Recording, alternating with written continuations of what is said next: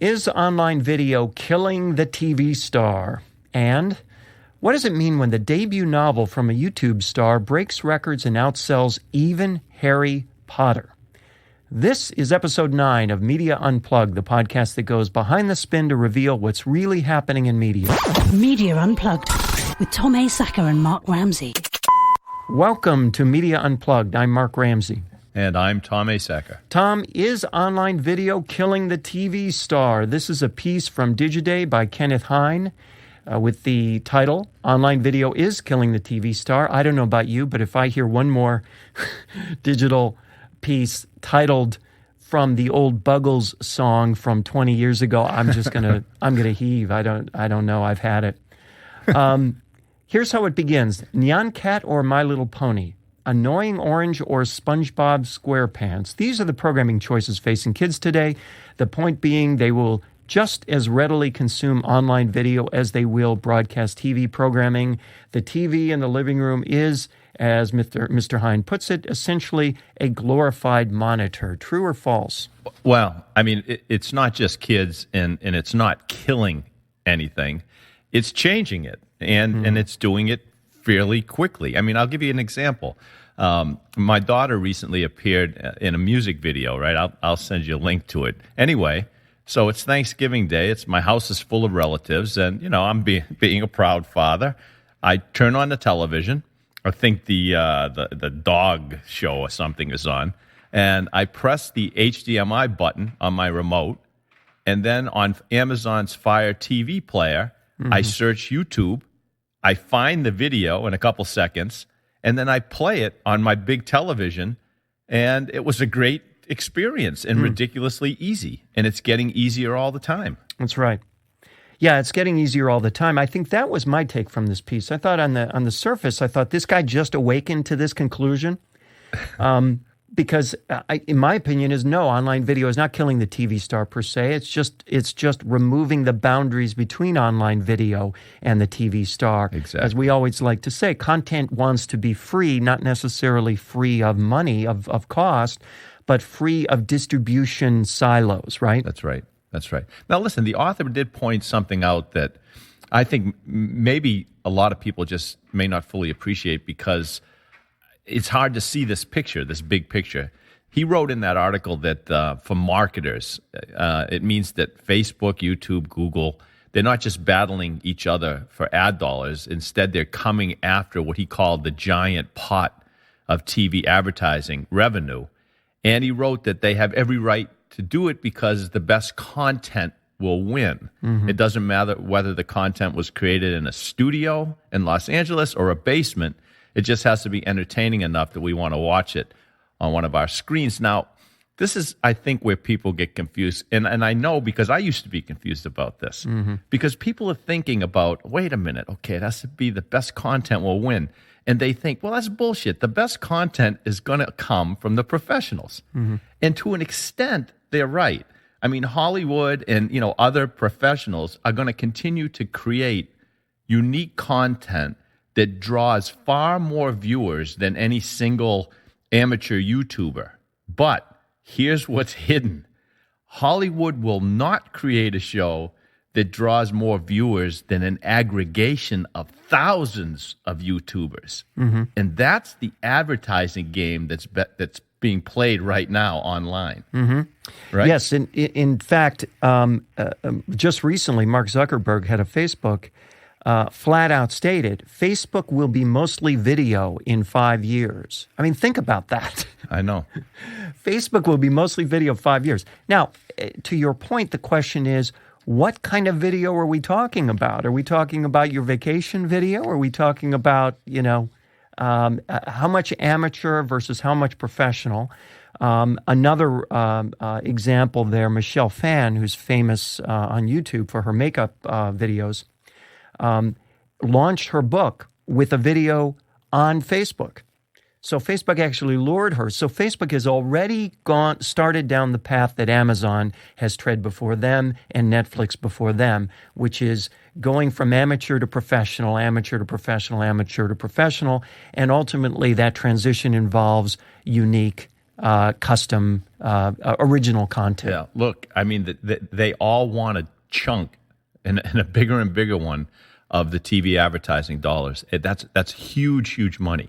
And look at YouTube right now. I mean, we don't really see these numbers, but they draw, I think, around 1 billion unique visitors who watch a combined total of more than 6 billion hours of video each month. Right? So you see all of this video, all this viewing. And then these new types of companies start emerging. The companies called multi-channel networks, like Maker Studios. So what do? They go out and they say, okay, how do we aggregate thousands of these digital video channels? And then we'll partner with YouTube and the content creators, and then we'll syndicate it and monetize this stuff. And this is not hidden. I mean, the big media companies, They see this. They know what's going on. They started buying some of these MCNs. I think Disney recently bought Maker.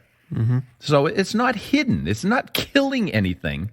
It's changing things. And at the same time, these big media companies are doubling down on their own original content, their own investment in content, their own efforts to create hits so that they have something that rises above the fray, so they can invest in both ends of the long tail. Right? Mark, listen, how many times have you said this? We've said this on the show. Creating long-term success in the media business today is going to come down to two things: content creation and control of the channel. Right.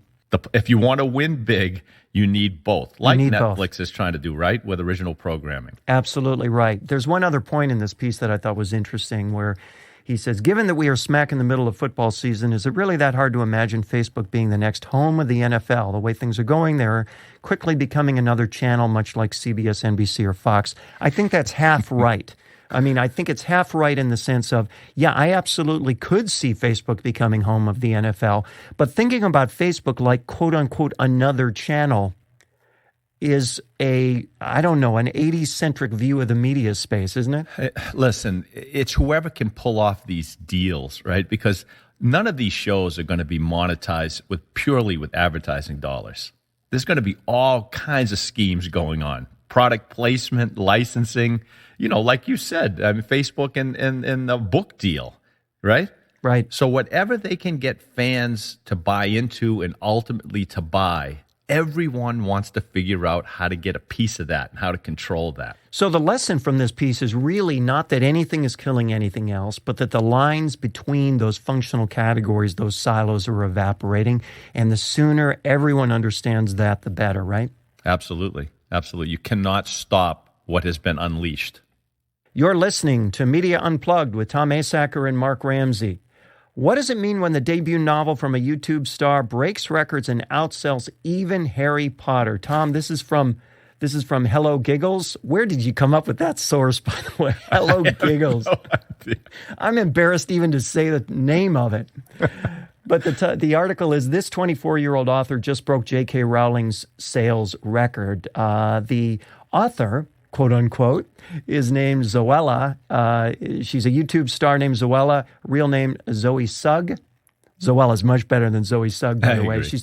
She's 24. Sugg, who became a viral video star thanks to her beauty and fashion videos on YouTube, just published her first novel, Girl Online. The book flew off the shelves, selling more copies in its first week than any other debut novel in the UK on record. That's right, she eclipsed the first week sales of Harry Potter, and she's not even 25 yet. There's so much wrong with that, starting with the notion that if you're under 25, you have no right to any sort of success whatsoever. It starts there.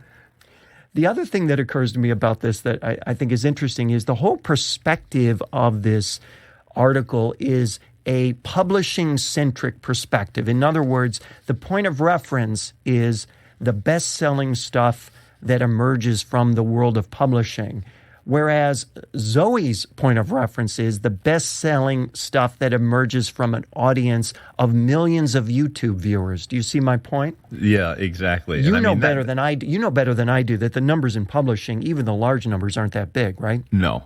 And you know what? Publishers have been doing this for the last maybe 15, 20 years, not looking for these special works of literature, but looking for people who have audiences in order to write books to appeal to those audiences. I mean, this just means that the internet, as everybody should know by now, is a very powerful form of communication, but it's perfect for appealing to a particular subculture, right? A network of like-minded people. And if you do it well, if you tap into that subculture's collective psyche and make them feel understood and feel good about themselves, utilizing whatever platforms you want, blogs, Facebook, YouTube, Twitter, it doesn't matter. You can build an obsessive tribe of people who identify with you, who think they know you, and who will talk about you and share things about you and purchase your latest whatever it is, YouTube video, cosmetic line, book, movie. There is no big C culture, especially when it comes to the internet. It's fragmented into millions of special interest little C cultures, groups that define who people uniquely are. Yeah, it's interesting. The article seems to be surprised at the success of this book because it views it as a book from a previously unknown author rather than a piece of media designed for an extraordinarily large audience already beholden to the media brand. Even at one point in this article, Zoe says, I love that so many of my viewers are enjoying the book. So many of my viewers. Look, her YouTube videos, I look, they get between, like 1 and 7 million views each. She has close to 7 million YouTube subscribers.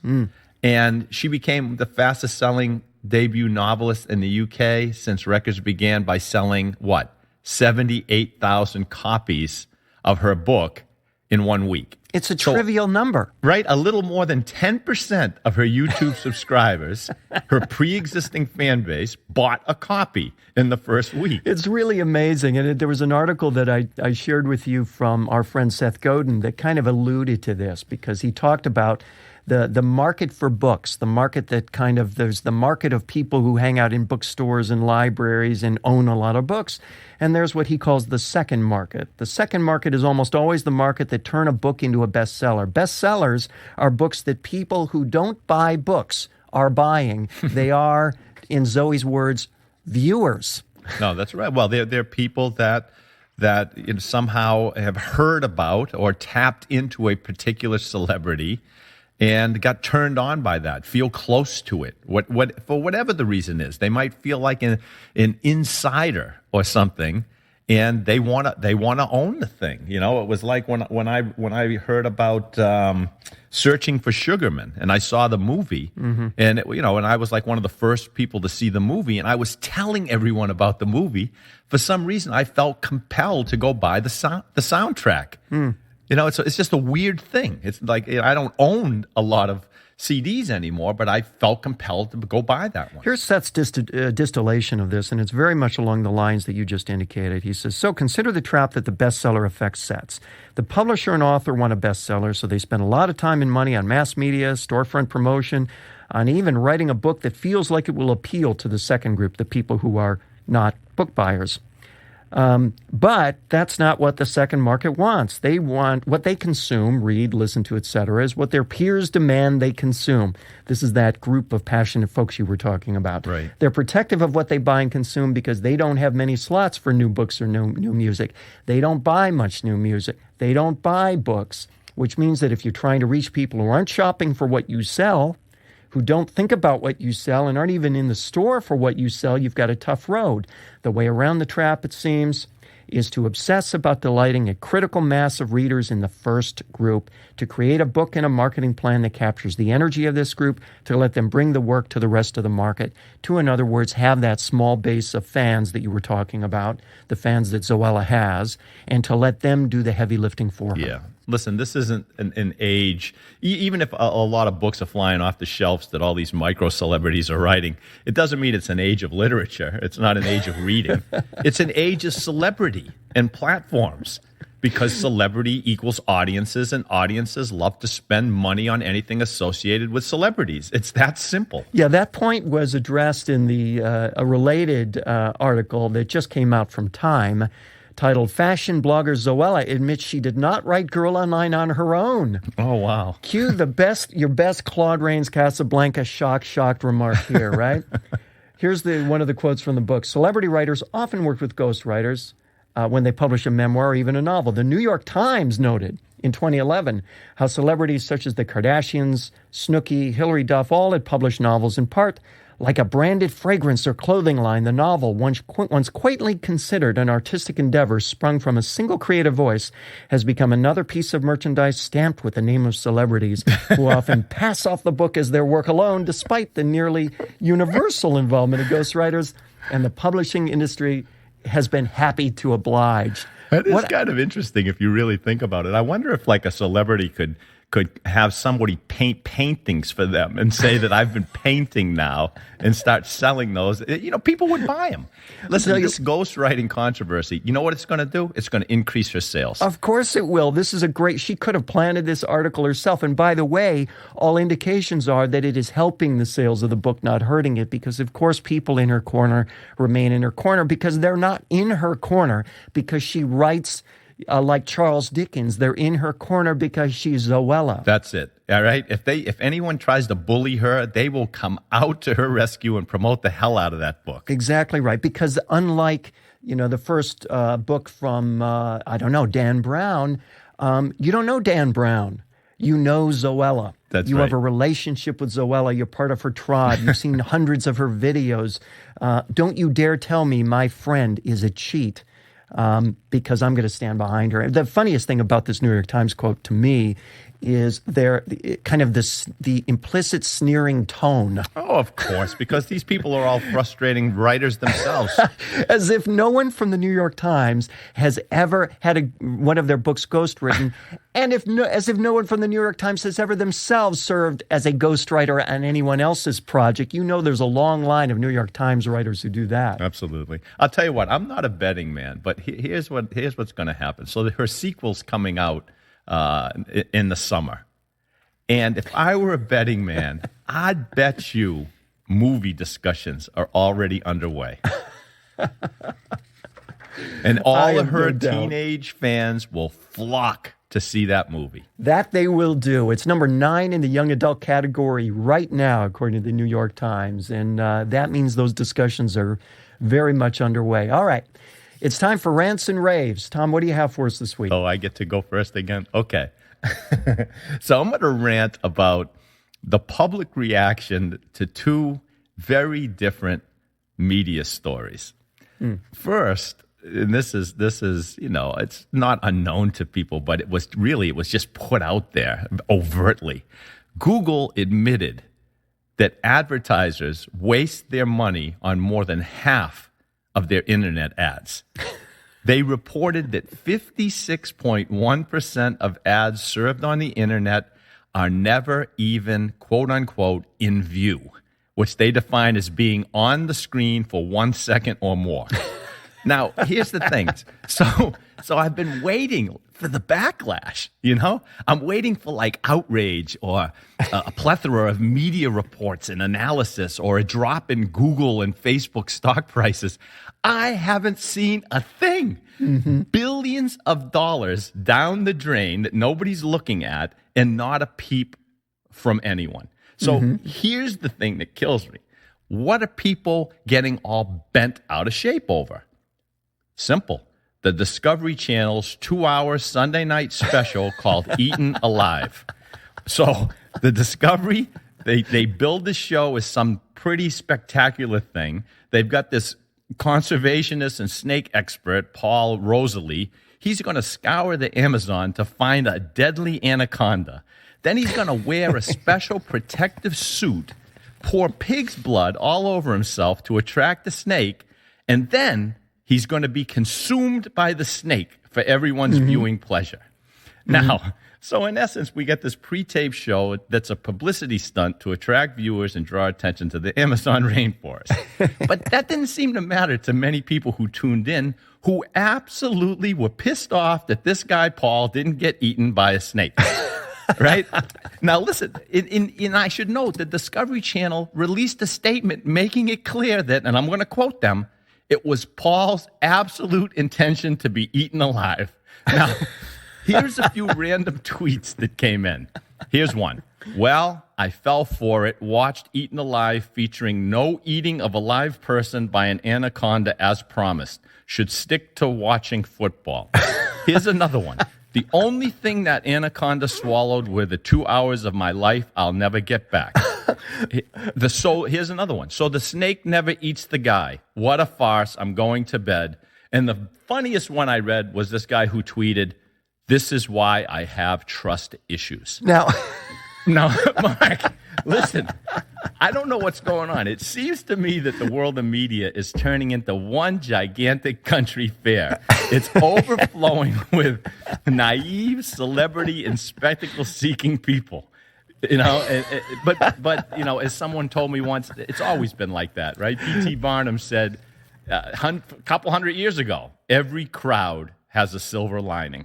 Every crowd is a story. I love that. So this is a case where the show was in the can. They knew nobody was eaten, and yet this is just way different from that thing 20 years ago when Geraldo went to see what was in that tomb or something, right? The safe, right? The safe, yeah. Right. And the safe turned out to be full of dust. I mean, that at least was on live television at the time, right? This is something that, well, we know it's a letdown, but let's put it out there anyway and deal with the backlash later. That's just classic. I love that. All right. I have a rave and a rant. I think I'm going to start with the rave. This is from Viacom CEO Philippe Dauman, who really had some interesting comments recently about some of the program that he has. Now, Viacom, as you know, is the company that owns Paramount Pictures, MTV, right, Nickelodeon, VH1, BET, Comedy Central, Spike, and a host of other entertainment assets. So he was commenting on the changing proportion of programming from syndicated or acquired to original. And his comment was, while originals are becoming more important, the value of acquired programming for us is diminishing, he told a UBS conference recently. So again, we see this trend towards the rise of original content and the diminishing importance of content that could live in other places, the importance of kind of originality in that sense. And I was reminded about a story I read recently. I'm reading a book about the relationship between the 20th century Uber sensation Harry Houdini and the author of the Sherlock Holmes stories, Arthur Conan Doyle. Mm. And it talks about the fact that Houdini in his day, because he was so huge, he had literally dozens of copycats. There were people following behind him left and right. And as a result, he patented his act. He would sue people. He would expose people. But what he really did more than anything was out-innovate them by trying to come up with stuff that they hadn't encountered yet because they were just ripping off whatever it was that Houdini was doing. And to give you a sense of that, I want to share with you some of the names of his copycats. They include, among others, a man named Boudini, and Houdin.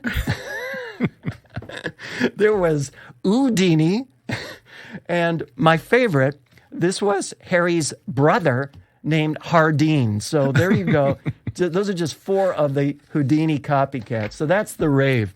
Here's my rant. This goes to last week's live television extravaganza, Peter Pan Live on NBC, which you only knew about if you were watching even 1 second of NBC for the past month or so.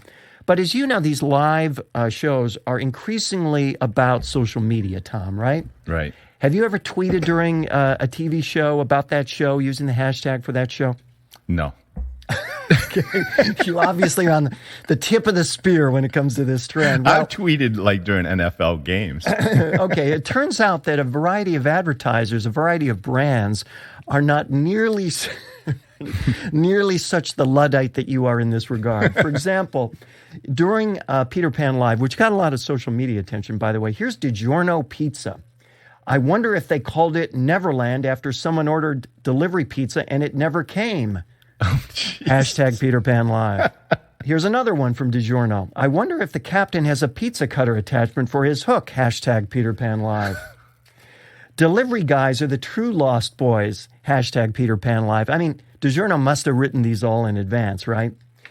I mean, what is that doing? Unless you have that DiGiorno in the freezer, it's not going to do much for you while you're reading that, right? Here's the capper on this. Also tweeting, there were a bunch of brands tweeting, including Charmin. And the spokes animal for Charmin is this weird-looking blue bear for some reason.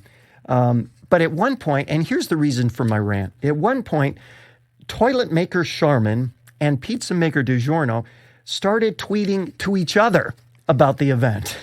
Oh, boy, that's a bad combination right there. Here's DiGiorno. Looks like it's time to come up with tweets on the fly. Ha, ha, ha. Oh, my God, where am I? Hashtag Peter Pan Live. Charmin replies, at DiGiorno Pizza, we were waiting for this. P.S. We're patiently waiting for the booty and poop deck jokes. DiGiorno tweets back, patience, my furry friend. Now, since when did an event produced for me becoming an event produced for them? Here are two advertisers talking to each other. Well, listen, in the presence of my entertainment. When did it become their entertainment? First of all, Mark, people have been saying for a long time that advertisers are talking to themselves, so they might as well talk to each other. By the way, to that end, there are 4 retweets of this back and forth and 9 favorites. That's on a show where millions of people watched and tens or hundreds of thousands of tweets. So it just goes to show you're quite right. All right, that's Media Unplugged for this week. Please remember to subscribe to us at iTunes, on Stitcher, at SoundCloud, or at Podcast One. And while you are there, please rate the show. It helps other folks discover us. You can follow Tom on Twitter at Tom Asacker and Mark at Mark Ramsey Media. Send us your questions and comments using hashtag Media Unplugged. And that goes for you, DiGiorno. If there's a media topic you want us to cover, tweet us. You can read the show notes and share the show at our website, MediaUnplugged.net. Special thanks to the producer of Media Unplugged, Jeff Schmidt, exciting audio for media. You can find him at jeff-schmidt.com. For Tom Asacker, I'm Mark Ramsey. Thank you for listening.